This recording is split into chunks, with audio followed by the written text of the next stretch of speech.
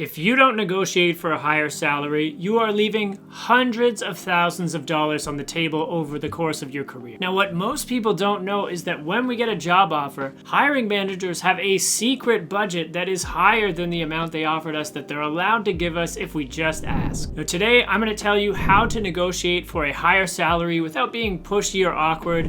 If you're looking for tips on how to bully your way to a 50% increase in salary, this is not the video for you. We're going to talk about how to preserve the relationship and ask for a very reasonable increase so that we can continue to earn more and more throughout our career while maintaining strong relationships with the people that we're going to work with. For the end of the video, I will also share some major salary negotiation no-nos, including a story in which I've heard someone having their job offer pulled for negotiating in a way that was not okay. Now, if you want to put yourself in a position to effectively negotiate your salary, there's two things you need to know. First, we need to know the industry standard. What are other folks being paid for the same job in the same part of the world? Second, we need to know what our minimum acceptable number is so that we can decide when to walk away. So here's how we'll define both of those numbers for ourselves. Now, to find the expected salary for the role that we're interviewing for, we're going to head over to Glassdoor. It's one of my favorite job boards.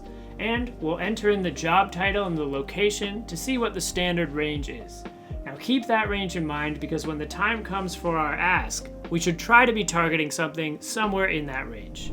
Now that we know what the industry standard is, it's really important for us to know what our minimum acceptable number is because everything over this is going to be a win. Now for some of us, we might be happy just to make the same amount we're already making, or maybe we want to make a 10% raise above our current salary. If you really want to do this properly, the best way is to look at all of our expenses, look at all of our savings and investment goals, and calculate what is the amount of money we need each month to live a comfortable life that aligns with our lifestyle and goals. Now, if you want me to make a video on exactly how to calculate that number, leave a comment down below. I would love to make a video like that. Now, once you have a solid idea of what the market standard is for this role and what your minimum acceptable amount is, you are ready to start negotiating. So let's talk about what to say in each of the situations that might come up. So they might ask you what your salary expectations are during the interview instead of just telling you how much that they're planning on paying this person. Now, they do this for two reasons. One, they sometimes are trying to get an idea if they can save some money, because if the answer you give them is lower than what they were planning to pay, they know they can hire you at a discount to them. And on the more innocent side, sometimes they're asking because they don't want to waste your time if they can't afford to pay you what you're expecting. In either case,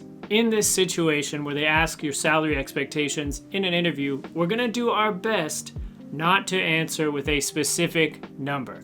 The reason being, as soon as they know what our expectation is, they have the upper hand in the negotiation. Instead of answering directly, we're going to try something like this. Now, I've thought about this a great deal and I haven't landed on a firm number just yet.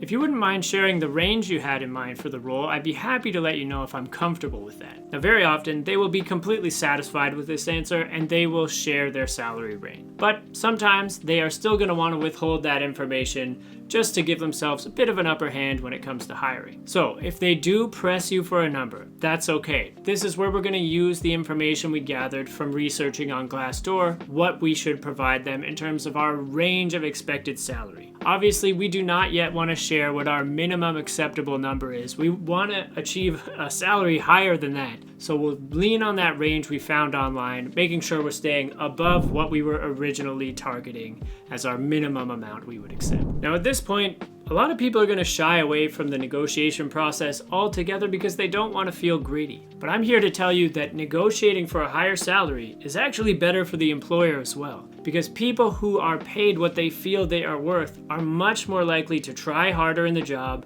and to stay longer, both of which are very good for your employer as well.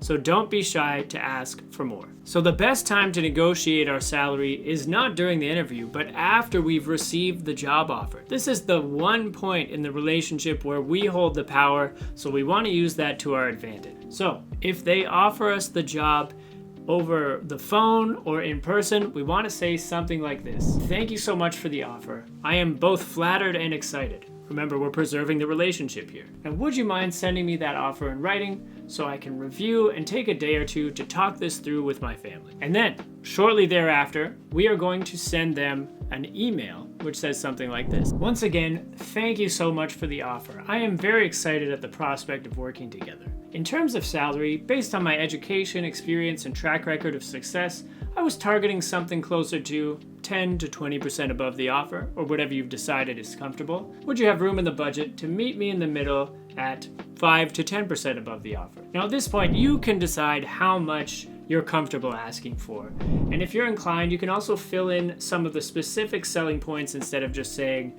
education, experience, and track record of success. Just remember, we're being polite and collaborative here. The top priority is to maintain a strong relationship. We do not want to make them feel bad for their offer. Now at this point, we have politely and professionally asked for more money. All we can do at this time is wait. Now, if they give us a yes, fantastic. If they give us a no that is polite and professional, we can then decide if the amount they've offered is enough. That's where we'll go to our minimum acceptable amount to decide what we want to do.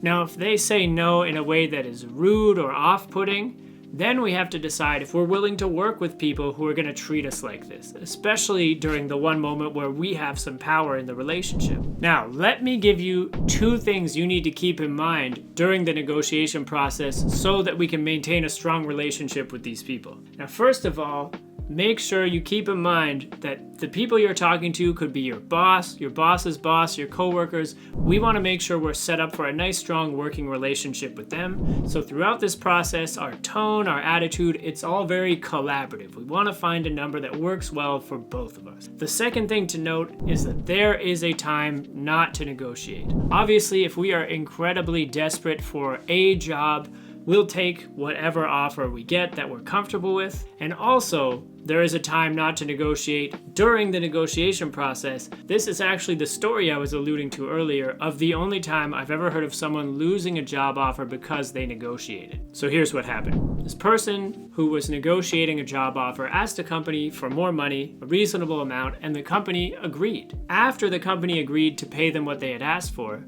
the person then asked again for more money. Now at this time, the company felt that they had already gone out of their way to meet the person's goals, and they were not being met with a collaborative approach, but felt they were being taken advantage of. Now, at that point, the company felt this person is not negotiating in good faith, they didn't feel they could trust them anymore, and they decided to pull the offer. So if you get a yes on your first ask, that is the time to stop negotiating. Now, if you want to get more job offers so you have more opportunities to negotiate and you can leverage those offers against each other to increase your salary, the best thing to do is ramp up your resume and your interview skills. I have free courses on both of those topics here on YouTube. Check them out. I will see you over there.